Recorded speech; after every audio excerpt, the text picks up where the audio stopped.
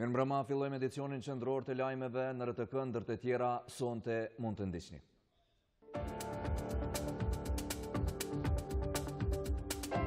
Koalicioni ende nuk i ka votat për demarkacion, mungesa quorumit pamundson vazhdimin e seancës së sotme. Krye diplomati sloven rikonfirmon mbështetjen për antarësimin e Kosovës në organizata ndërkombëtare. Ministria e Arsimit i shet e paarsyeshme grevat e mesimdhënësve thot se humbja e procesit mësimor ndikon në testin PISA. Në Londër u promovua libri biografik për presidentin Thaçi, morën pjesë diplomat të shteteve të ndryshme.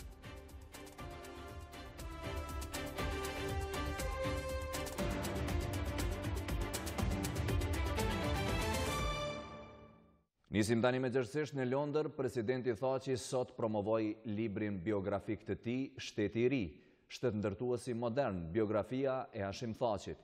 Me këtë rast, presidenti Thaçi tha se libri tregon të vërtetën jo vetëm të tij, por edhe të Kosovës. Është promovuar në Londër libri biografik i autorëve britanik për presidentin e Kosovës, Hashim Thaçi. Pasi nënshkroi librin që flet për historinë e tij, tha që para përfaqësuesve diplomatik të shteteve të ndryshme, ish diplomatëve e ushtarakëve gjatë kohës së luftës në Kosovë, tha se libri tregon të vërtetën, jo vetëm të tij, por edhe të Kosovës. Dua të falenderoj autorët Roger dhe Suzy, të cilët vlerësuan jetën dhe historinë e Kosovës si interesante. Dua ta falenderoj edhe botuesin që besojnë në këtë libër, në rëndësinë e rrëfimit të së vërtetës rreth Kosovës. Falenderoj Lordin Robertson, i cili lexoi librin herët dhe erdhi këtu sot në prezantimin e librit. Kosova gjithmonë do ta kujtoj Lordin Robertson, sepse ai ishte person kyç në kohëra vendimtare për ta ndihmuar Kosovën të bëjë një vend i lirë dhe demokratik. Shpresoj se libri do t'ju duket interesant dhe shpresoj se Kosovën do ta shikoni me interesim të përtërirë. Autorët theksuan se libri përmban epoka të ndryshme të jetës private publike të presidentit Thaçi, derisa shpalosën edhe momente e biseda të presidentit me përfaqësues shtetëror të Britanisë në kohë të ndryshme. Në Hashim Thaçin e gjetëm dhe pam dikë, emri i të cilit nuk ishte shënuar siç duhet në histori. Nëse analizoni arritjet e tij të ndryshme, nga një lider studentor në një moshë shumë të re, kur kuptoi se një gandizëm pacifist dhe defetist nuk ishte përgjigje ndaj forcës brutale të Slobodan Miloševićit. Thaçi nga këtu avancoi në bashkëthemelimin e një ushtrie dhe bindi njerëzit se gjërat duhej të bëheshin. Kujtoj kur Hashimi na rrëfente se vetëm pak më tej kësaj rruge, në shkallët e Ministrisë së Jashtme britanike, gjë që përmendet edhe në libër, Robin Cook ju kishte thënë se De Gaulle kishte qëndruar mbi këto shkallë dhe kishte shkuar për ta çliruar Francën dhe se ju tani do të shkoni për ta çliruar vendin tuaj. Lordi George Robertson kujtoi marsin e vitit 99 duke e krahasuar me atë të tanishmin, duke theksuar se shën ndryshime të mëdha të Kosovës. Shpreh kënaqësinë që jam këtu sot me Hashim Thaçin për të shënuar këtë moment shumë të rëndësishëm. Ky libër paraqet historinë e një individi dhe historinë e një lufte, por para së gjithash, historia është e gjatë, e ndërlikuar dhe e thellë. Nuk është diçka e thjeshtë, siç nuk do të jetë as e ardhmja e saj. Ish komandanti i KFOR-it dhe bashkëshortja e ish kryeministrit Tony Blair tha se me padurim presin që të lexojnë librin. Isha shumë e fat të kem një kopje të librit më përpara dhe më duhet të ju them se ka storje mahnitëse. E shikova në shpejtësi tabelin e përmbajtjes së librit, e pash ku ndodhej emri im, lexova pak pjesë të librit, me ëndje presta lexoj të gjithë librin. Autorët e librit u përgjigjen në pyetjet e shumta nga të pranishmit. Pas promovimit të librit, presidenti i Kosovës Hashim Thaçi është takuar me sekretarin e jashtëm të Mbretërisë së Bashkuar, Boris Johnson. Pas takimit, presidenti Thaçi theksoi se mori mbështetjen e Mbretërisë së Bashkuar për proceset e Kosovës. Dhe Britania do të vazhdon të mbështesë Kosovën, qoftë në procesin e njohjeve, të antarësimit në organizatat e ndryshme ndërkombëtare dhe në gjitha përkushtimet tona që ndërlidhen me vlerat euroatlantike për Kosovën, për paqen dhe stabilitetin në rajon. Gjithashtu, Britania Madhe dhe vetë sekretari Johnson do të vazhdojnë të luajnë rolin e vetë mbështetës për dialogun Kosovë-Serbi, sidomos dëshmëri për paqe dhe stabilitet në Ballkan, për normalizimin e plotë të marrëdhënieve në mes dy shteteve tona dhe pajtimin. Presidenti Thaçi pas Londrës do të vizitojë Parisin. Ende nuk dihet se kur do të mbahet seanca për demarkacionin e kufirit me Malin e Zi. Mazhoranca nuk ka arritur që të sigurojë votat e nevojshme për ta kaluar demarkacionin, ndonse është duke zhvilluar biseda intensive me deputetët e listës serbe, votat e secilës do të përmbyllin këtë proces. Brenda partive të koalicionit ka mendime të ndryshme për këtë çështje. Pavarësisht deklarimeve të vazhdueshme të personave përgjegjës se demarkacioni do të mbyllet shpejt, një gjë e tillë duket se nuk po mund të ndodhë me aq lehtësi. Kjo pasi që shumica qeveritare ende nuk I ka siguruar votat për ta kaluar demarkacionin në kuvend. Këtë e konfirmon kryeministri Haradinaj dhe partia e tij. Çfarë ditësh? Çka dim kemi ju? Vesha për fat. Nuk ka asgjë njëherë konkrete, do të shohim tani. Jemi në konsultime. Me cilë? Me të gjithë. Edhe me vetë vendose? Me të gjithë do të jemi në konsultime. Por me shumë optimizëm flasin partnerët e AK-s në qeverisje, deputetët e PDK-s. Blerta Deliu tha se çështjes së demarkacionit po I vjen fundi. Ne presim që kryesia e kuvendit të mblidhet dhe të zyrtarizojë datën kur do të mbahet seanca. Unë besoj shumë që në një të ardhme të afërt ne do të vendosim kur do të mbahet kjo seancë dhe do të ketë edhe votim të demarkacionit të kufirit me Malin e Zi në kuvendin e Republikës së Kosovës. Të pa informuar për çështjen e numrave për demarkacionin dhe negociatat lidhur me këtë çështje janë deputetët e partisë tjetër në qeveri nismë socialdemokrate. Zoti Veselis, kryetari i Partisë Demokratike të Kosovës, edhe kryetari I kuvendit, asë një informat nuk në e ka dhënë, asë në cilësinë e kryetarit PDK-s nuk ka dhënë deputetët PDK-s, pra sa unë jam informuar, asë në cilësinë e kryetarit të kuvendit nuk në e ka dhënë deputetëve të kuvendit se deri ku ka arritur çështja e bërjes numër. Në përpjekje për të bërë votat për ta votuar demarkacionin, kryetari I kuvendit, njëherësh edhe kryetari I PDK-s Kadri Veseli, sot në zyrën e tij me dyert të mbyllur atakoi deputetët e listës serbe, të cilët nuk pranuan të flasin nëse janë marrë vesh që ta votojnë demarkacionin.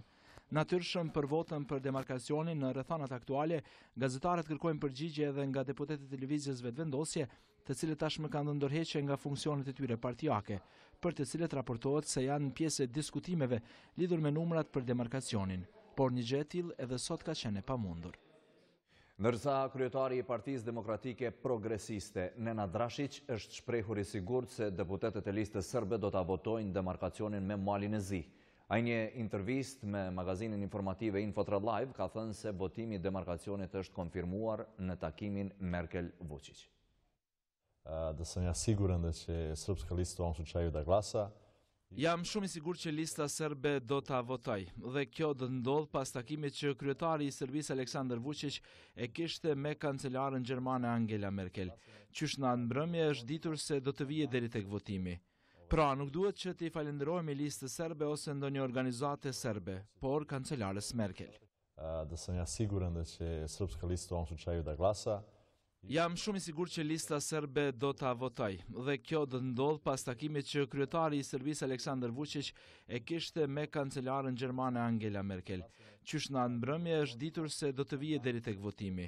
Pra nuk duhet që t'i falenderojmë listës serbe ose ndonjë organizate serbe, por kancelares Merkel. Ndërkohë, Kuvendi I Kosovës ka dështuar të mbajë vazhdimin e seancës e thirrur për sot. Pozita nuk I votoi rekomandimet e opozitës të dala nga debati për vendimin e qeverisë për rritje pagash. Kjo ngjalli reagimin e opozitës e cila bojkotoi seancën duke lënë pa quorum kuvendin, gjë e cila solli dështimin e saj. Seanca I vazhdon punimet nesër.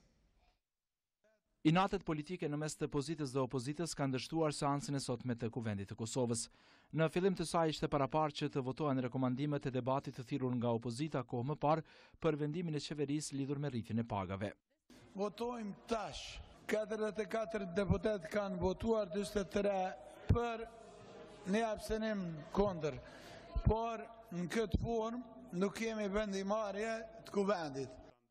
Partia e kryeministrit Haradinaj, Alansa për Ardhmërinë e Kosovës, pas kësaj situate kishte një propozim. Propozoj që kjo të hidhet edhe nga rendi ditës të heqet krejt, presim çka po propozon gjykata kushtetuese lidhur me këtë çështje dhe këto rekomandime të shuhen. Kjo nuk u pranua nga kreu I Kuvendit Kadri Veseli, I cili e hodhi sërish në votim këtë pikë të rendit të ditës, por sërish ajo dështoi për shkak se mori vetëm 44 vota, ndonse në sallë ndodheshin më shumë se 60 deputet. Pas kësaj, kryeparlamentari Veseli për shkak të mungesës së votave propozoi që kjo çështje të mbetet për një seancë tjetër, por një gjë e tillë nuk u pranua nga opozita. Kjo tregon që shumica në fakt nuk i ka votat për ndalë asnjë vendim. Ne duhet të përzitojmë qysh sot nga me shpërbërje të kuvendit, sepse nuk ka kuptim të shkohet më tutje, nuk mund të kalojnë pikën tjetër pa u kry kjo pikë. Po shifet se këto rekomandime janë thjesht për ta blloku parlamentin dhe për ta rrëzu qeverinë. Prandaj mbi bazën e kësaj ne nuk marrim pjesë në votim. Atëherë nuk kemi rrugë zgjidhje tjetër përpos që t'ua kthejmë me monedhën e njëjtë, me metodën e njëjtë. Ama veç mos e harroni një gjë, që nëse hyn kuvendin këtë cikël, që ne t'ua kthejmë në të njëjtën mënyrë, mos harroni që asnjë ligj s'u kaloni. Thjesht opozitarizmin po e bën shumë të rrejshëm, ku shefi i grupit parlamentar të LDK-s e ka shti grupin e LDK-s në një rrugë qorre. Nëse vazhdoni me këtë praktikë si shumicë parlamentare, ne nuk do të marrim pjesë në asnjë votim tjetër dhe sot debati parlamentar nuk mund të vazhdojë më tutje pa u kryer kjo pikë. Unë propozoj që të bëhet një pauzë dhe të kërkohet një konsultim mes shefave grupeve dhe kryetarit për me vazhdu seanca. Pas këtyre diskutimeve, partitë e opozitës, LDK dhe Vetëvendosja e lëshuan seancën e kuvendit, por këtë hap të opozitës e kritikoi kryetari i kuvendit Kadri Veseli, i cili tha se opozita po e bllokon punën e kuvendit. Është shumë e qartë, është politike, a legjitime, themi pavarësisht sa o korrekte, sa o morale o çështje tjetër. I pakënaqur me veprimet e opozitës u shpreh edhe kryeministri Ramush Haradinaj, i cili tha se temat që po i ngre opozita kanë për qëllim vetëm pengimin e funksionimit të kuvendit. Tani lypin debat për 100 diqin, ajo mbo të harruaj atë, çka është qëllimi i këtij debati. Me që opozita bojkotoi seancën dhe nuk kishte kuorum për vazhdimin e saj, kryetari i kuvendit Kadri Veseli i ftoi në konsultim shefat e grupeve parlamentare, por as ky takim nuk prodhoi konsensusin për vazhdimin e seancës. Kështu mbeti që vazhdimi i seancës të ndodhte të mërkurën. E sonte në emisionin debatues 10 minuta do të trajtohet tema e stabilitetit të qeverisë. Të ftuar do të jenë Shkumbin Demaliaj nga AK-ja dhe Haxhia Vdyli nga LDK-ja. Emisioni 10 minuta transmetohet menjëherë pas edicionit të lajmeve në RTK3. Vazhdojmë edicionin me lajme të tjera. Slovenia vazhdon mbështetjen ekonomike dhe euro-integruese për Kosovën. Këtë premtim e bëri në Prishtinë kryediplomati sloven Karl Erjavec, i cili vlerësoi arritjet dhe progresin e madh që është bërë në Kosovë gjatë 10 viteve të shtetësisë. Ai shprehu gatishmërinë dhe përkushtimin e vendit të tij për bashkëpunimin bilateral në fushën e ekonomisë dhe në udhëheqjen e iniciativave rajonale. Zyrtarët e shtetit potencuan nevojën e intensifikimit të mëtejmë të marrëdhënieve ndër-institucionale dhe vazhdimit të përkrahjes së Ljubljanës zyrtare për Kosovën edhe në të ardhmen. Ministri i jashtëm sloven Karl Erhavek tha se Slovenia mbetet partnere e rëndësishme dhe e fuqishme e Kosovës. Pas takimit me homologun e tij kosovar Begjet Pacolli, ai theksoi se shteti i tij do të ndihmojë në antarësimin e Kosovës në organizatat ndërkombëtare, sikurse janë Interpoli dhe UNESCO. Sa i përket Kosovës, antarësimi i saj në organizatat të ndryshme ndërkombëtare, duhet të thënë se Kosova këtu nuk e ndryshon çastën qëndrimin e saj. Sa i përket Interpolit, mund të them se Slovenia gjatë gjithë kohës ka mbështetur antarësimin me këtë politikë dhe ne me tej do të vazhdojmë. Ministri i punëve të jashtme i Kosovës, Begjet Pacolli, tha se ka marrë mbështetjen e palëkundur të homologut të tij sloven për integrimin e Kosovës në organizata të ndryshme ndërkombëtare, ndërsa shtoi se Slovenia mbetet një partnere shumë e rëndësishme e Kosovës. Folëm edhe për nevojën e jetësimit të shumë nismave, marrëveshjeve që kemi filluar me Sloveninë, shumë marrëveshje në nënshkru, por shumë marrëveshje presim të nënshkruhen. Sigurisht kemi marrë sot edhe mbështetjen e fuqishme ose dëshmitë se Slovenia do të na mbështetë në integrimet ato të rëndësishme siç janë Interpoli dhe UNESCO. Kryeparlamentari Kadri Veseli dhe kryeministri Ramush Haradinaj në takime të ndara kanë pritur ministrin e punëve të jashtme të Slovenisë Karl Erhavek. Në takim me Veselin u diskutua mbështetja e Slovenisë për Kosovën në fushën e integrimeve evropiane dhe antarësimin e organizatat ndërkombëtare. Ndërkaq, në takim me kryeministrin Haradinaj, ky i fundit tha se krijimi i ushtrisë me ndryshime kushtetuese nuk e ndryshon balancën e sigurisë në rajon, por më tepër i kontribuan asaj. Ndërkohë është nënshkruar sesioni i parë i Komisionit të Përbashkët Ekonomik Kosovë-Sloveni. Me këtë rast u tha se të dyja vende do të angazhohen për të thelluar bashkëpunimin bizneset kosovare me ato slovene. Oda Ekonomike e Kosovës dhe Ministria e Punëve të Jashtme organizuan forumin ekonomik Kosovë-Sloveni, në të cilën morën pjesë 40 kompani slovene të sektorëve të ndryshëm. Slovenia është një partner strategjik i Kosovës në dimensione dhe në forcimin e partneritetit ekonomik me këtë vend, do të ndikojnë në qëndrueshmërinë ekonomike për Kosovën, për shpejtim të proceseve integruese dhe në përmirësimin e imazhit të ndërmarrësisë vendore, kështu u tha në forumin ekonomik Kosovë-Sloveni. Në vitin 2017 kemi 63 milion importe dhe një simbolik të eksporteve. Por, dua të besoj që takimet të tilla dhe kjo formë e forcimit të partneritetit mes dy shteteve mike do të rezultojnë me ndryshim të këtyre cifrave ose këtyre indikatorëve dhe besoj që në forume tjera do të kemi dhëna më shpresdhënëse. Është kënaqësi që kemi një mundësi me një komunikim të drejtë për drejtë. Ne kemi një rritje të mirë ekonomike. Ekonomia jonë ka kryer borxhe dhe është zhvilluar. Jemi të interesuar të heqim mosbilancin në marrëdhënie ekonomike.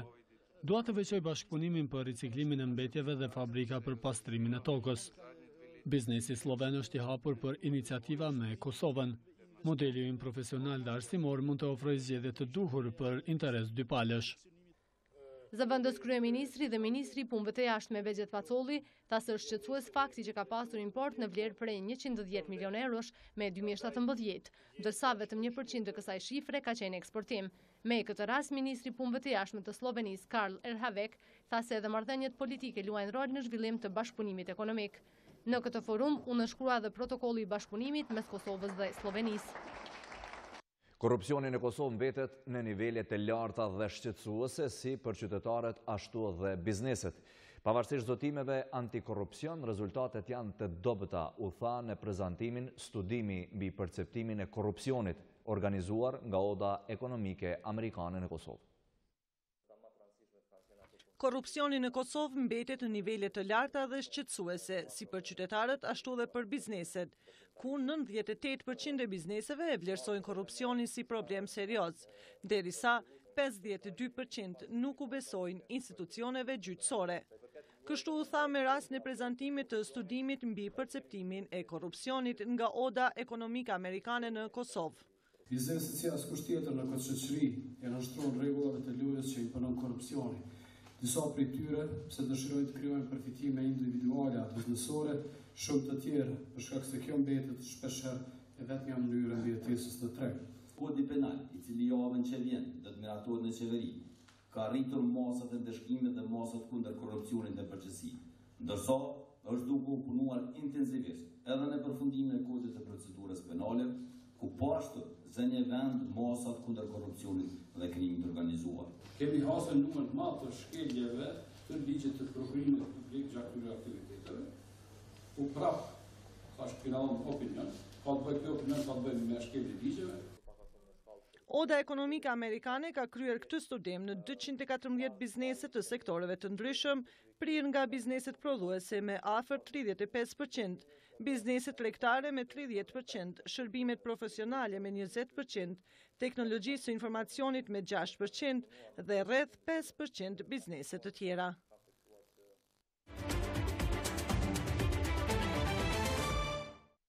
Grevat e mësimdhënësve ishe të parësyshme. Ministri i Arsimit, Shoqëri Bytyqi, pasi thot se projekt ligji për mësimdhënësit e viteve të 90-ta është në qeveri.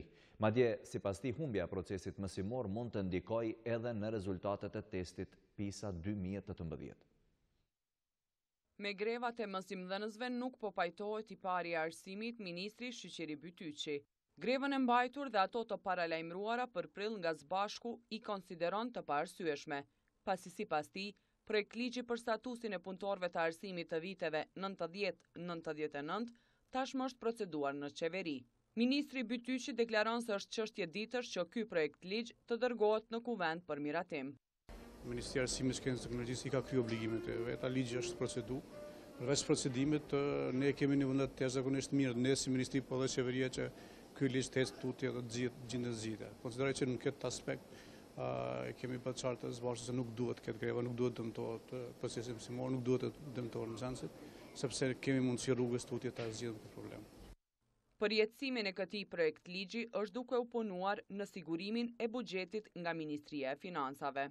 Edhe Ministria e Financave është duke shqyrtuar mundësitë buxhetore. Konsideroj që gjendet zgjidhja, besoj që shumë shpejt kjo mund të merr rrugën e drejtë të Parlamentit të Kosovës, pastaj derisa të shqyrtohet çështja e Parlamentit të Kosovës, kjo mund zgjidhë edhe problemi buxhetor. Greva e mësimdhënësve dhe humbja e mësimit nga nxënësit do të ketë pasoja edhe në testin PISA 2018. Sigurisht që mund të dëmtojmë, për këtë arsye edhe ne kemi bërë thirrje që edhe mësimdhënësve edhe prindërve dhe së bashku që mos dëmtohet procesi mësimor. Aq më shumë kur na jemi në përgatitje të testit PISA, kemi orë shtesë që është vënë për testin PISA, këtë janë që mund ta pengojnë procesin. Sindikata e Bashkuar e Arsimit ka paralajmëruar grevë të përgjithshme nëse deri më 13 prill, Kuvendi i Kosovës nuk miraton ligjin për statusin e punëtorëve të arsimit të viteve 90-99. Derisa arsimin e vend është përfshirë nga greva e mësimdhënësve, koha kur do të mbahet testi ndërkombëtar PISA po afrohet. Testit do të nënshtrohen nxënësit kosovar të moshave 15 vjeçare për t'i provuar njohuritë e tyre në shumë fusha. Por njohësit e arsimit thonë se me gjendjen e tanishme nuk mund të priten shumë rezultate. Kanë mbetur edhe pak javë nga koha kur Kosova do të verë në test sistemin e saj arsimor përmes programit ndërkombëtar për vlerësimin e nxënësve PISA. Për testimin e 6.000 nxënësve, kryesisht të moshave 15 vjeçe, sa do të nënshtrohen këtij testi, zyrtarët nga Ministria e Arsimit kanë deklaruar se komisioni i ri është tejet i angazhuar në përgatitjet. Ministria ka hartuar edhe një udhëzim administrativ që ka të bëjë me mbikëqyrjen e testit PISA. Gjatë këtij muaji do të mbahen edhe 2 teste provuese me nxënësit 15 vjeç. Përgatitje për PISA 2018 ka bërë edhe Komuna e Prishtinës me 23 shkollat, të cilat do t'i nënshtrohen këtij testi. Megjithatë, zyrtarët komunal shprehin shqetësimin në lidhje me greven, e cila mund të ndikojë në rezultatet e këtij testi. Greva e përgjithshme që po bëhet në të gjitha institucionet arsimore të Kosovës. Do thotë rrezikon përgatitjet e nxënësve, suksesin e nxënësve, gjithashtu kemi edhe në muajt e ardhshëm kemi testin e arritshmërisë, që sigurisht do të rezultojë në testin e nxënësve tonë. Njohësi i çështjeve të arsimit Dugaxhin Popovci tha se për shumë arsye nuk mund të priten rezultate pozitive në këtë aspekt. Nuk mund të jemi shumë optimist në këtë aspekt dhe se nuk mund të presim ndonjë rezultat i cili do ta përmbyste radhitjen që kemi pas herën e kaluar, mund të ndryshojë për pak varësisht edhe nga performanca e shteteve të tjera, por nuk mendoj se sistemi jon e ka arritur atë nivel të cilësisë sa të mund të garoj me sisteme tjera të paktën të vendeve evropiane. Testi PISA 2018 do të mbahet në fund të muajit prill dhe në javën e parë të muajit maj, ku për herë të parë këtë radhë testimi do të bëhet në mënyrë elektronike. Irfete Spahiu është generalja e parë në FSK e cila nga sot do të drejtoj komandën e doktrinës dhe stërvitjes në Ferizaj. Ministri i FSK-s Rustem Berisha përgëzoi dhe uroi general brigade Irfete Spahiun, ndërsa generalja e parë e FSK-s thotë se pozita e re është një përgjegjësi shtesë për të. Mban gradën më të lartë të femrave në uniformë në gjithë vendin. Përveç kësaj, general brigade Irfete Spahiu nga sot do të mbajë edhe pozitë lartë komanduese. Irfete Spahiu do të drejtoj komandën e doktrinës dhe stërvitjes në Ferizaj, ky digaster shumë i rëndësishëm i FSK-s. Ajo erdhi në këtë pozitë pas largimit të generalinve Cikaqit, i cili ditë më parë nga presidenti i vendit Hashim Thaçi u emërua si komandanti i forcave toksore dhe zëvendës komandanti i përgjithshëm i forcës së sigurisë, institucion ky i cili sipas liderëve politik shumë shpejt pritet ta ndrojë misionin e tij. E generalja e parë femër në FSK thotë se pozita e re është një përgjegjësi shtesë për të. Edhe një sukses, po mbi gjitha është një obligim edhe përgjegjësi më tepër për mua. E di se më presin përgjegjësi, për këtë jam përgatitur. General Cikaqi passes the flag to KSF commander. Cikaqi e Spahiu kanë punuar gjatë bashk, andaj fjalët e mira për njëri tjetrin nuk i kursejnë sot. I emëruari në pozitën e komandantit të forcave toksore, General Cikaçi, i emocionuar në ceremoninë e dorëzimit të detyrës së vjetër, tha se do të vazhdoj të jetë një avokat i komandës së doktrinës. Nuk jam më pak i motivuar se në vitin 97 kur kam qenë student i ri. Nuk jam më pak i motivuar edhe në qershorën e vitit 99. Nuk jam më pak i motivuar edhe në janarin e vitit 2009 kur kam pranuar detyrën e komandantit të KDS-s. Sot jam me plot energji që bashkë me juve të rrugtojmë me ndihmën e miqve tanë që ta realizojmë edhe misionin cilin që gjithë ne kemi përpara vetes. Emrimi i Spahiut në pozitën e komandantës së KDS-s është nderi veçantë për vetë forcën e sigurisë, theksoi ministri i FSK-s Rustem Berisha, ndërsa komandën e doktrinës dhe stërvitjes e cilësoi si histori e suksesi. Ndërsa komandanti i përgjithshëm i FSK-s General-Lejtnant Rahman Rama lavdroi punën e General Cikaçit, duke thënë se ngritja profesionale e FSK-s është rezultat i kësaj njësie, e cila deri tani u drejtua nga Cikaçi, rrugë të cilën tashetutje do ta vazhdojë Spahiu. Kjo edhe njerë dëshmon që Forca Sigurisë Kosovës ofron mundësi të barabarta për gjithë oficerët pa dallim gjinie, race apo edhe përgatësi etnike. Në ceremoninë e dorëzim pranimit të komandës, e cila u mbajt në kazermën Skënderbeu në Ferizaj, ishin të pranishëm ambasadorja e Turqisë në Kosovë, zëvendësministra, kryetar komunash, atashe ushtarak e personalitete të tjera. Për kosovarët dhuna është metodë edukimi dhe disiplinimi për fëmijët. Ky është konstatimi i organizatave të cilat mbrojnë të drejtat e fëmijëve. Këto organizata rekomandojnë që të fuqizohet vetëdijsimi në nivel nacional drejtuar popullatës së gjerë dhe institucioneve për mbrojtjen e fëmijëve, për të promovuar metodat pozitive të prindërimit dhe disiplinimit. Dhuna dhe keqtrajtimi i fëmijëve vazhdon të jetë fenomen në shoqërinë kosovare. Numri i fëmijëve, të cilët janë prej e dhunës në forma dhe mjedise të ndryshme, vazhdon të jetë shqetësues për organizatat që merren me mbrojtjen e të drejtave të fëmijëve. Sipas tyre, shoqëria jonë e konsideron dhunën si metodë që i shërben edukimit të disiplinimit të fëmijëve. Spari do të jetë përmendja faktin e mendësisë së shoqërisë tonë, pra tradita, kultura, e cila në gjithë komunitetin, duke përfshirë profesionistë, duke nisë prej familjes, të afërmve, kështu me radhë, e shikojnë dhunën si një metodë të disiplinimit, edukimit dhe të rritjes së fëmijëve. Mendoj që fëmijët tash e shumë vite dhe mos themi shumë shekuj kanë përjetuar dhunë në duart e të rriturve dhe kanë qenë të padëgjueshëm dhe të padukshëm në këtë aspekt. Dhe ka ardhur koha që bashkëresh ne si Save the Children me partnerë të ndryshëm dhe bashkë me ju media që të punojmë drejt ndalimit të ndëshkimit trupor dhe ndalimit të gjitha formave të dhunës ndaj fëmijëve. Tu e ditë që ekziston dhuna, atër dhe na si organizat jemi për të fëmijët që të abuzojnë të lënë pasdore, atër ne punojmë edhe me familjes rrëhuese dhe mundojmë që këta fëmijë të rehabilitojnë. Sipas Agjencisë së Statistikave, gjatë vitit 2014, mbi 50% e fëmijëve në Kosovë kanë konfirmuar përvoja të dhunës në mjedisin familjar.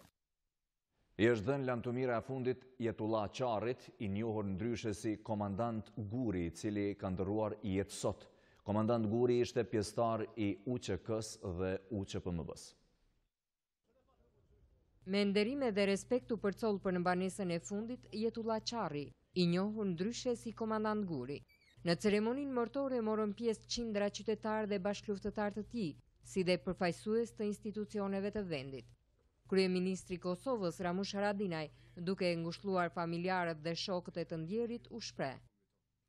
Arsyeja pse unë sot jam në këtë varrim është me i thonë Komandant Gurit, të kom pranu, të kom njohë si luftari vërtet, shqiptar, e kom përnderë sot me të thonë pushoj qetë, se i ke shërbyja dhelt me besnikrin më të madhe. Shok, bashkëluftëtar dhe përfaqësues të shoqatave të dala nga lufta vlerësuan kontributin që dha Komandant Guri në të gjitha përpjekjet që kombi ynë bëri për liri dhe pavarësi. Çdo joni që jemi sot këtu, jemi ardhur për të ndodhur dhimbjen bashkë me juve, ju duhet të jeni të forta, ti një krenar, dikush babe, dikush vllae, dikush prinde, inshallah Zoti e ka marrë në rahmetin e vet, ju qëndroni të fortë. Faleminderit për gjithëve që keni marrë pjesë këtu. Në emër të familjarëve të pranishmit i përshëndeti dhe i falenderoi për pjesëmarrje kaq masive në këtë ditë dhimbje për ta, edhe i biri i komandant Gurit. Komandant Guri ishte pjesëtar i 2 luftrave të UÇK-s dhe UÇPMB-s. Ai la pas kujtime të rëndësishme të vlefshme për historinë e lavdishme të shtetit të Kosovës.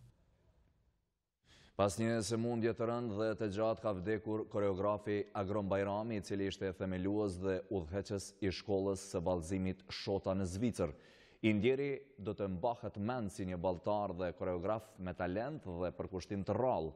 Përveç si artist i shquar, i vallës Agron Bajrami është marrë edhe me arte pamore dhe me kamerë, ndërsa atë premten me 16 mars në varrezat e qytetit Araua. Nga ora 8 deri në orën 10 do të bëhen homazhe për Agron Bajramin, ndërsa varrimi do të bëhet në orën 11. Të nderuar shikues, kaq për këtë edicion të lajmeve. Faleminderit që na ndoqët. Mirupafshim.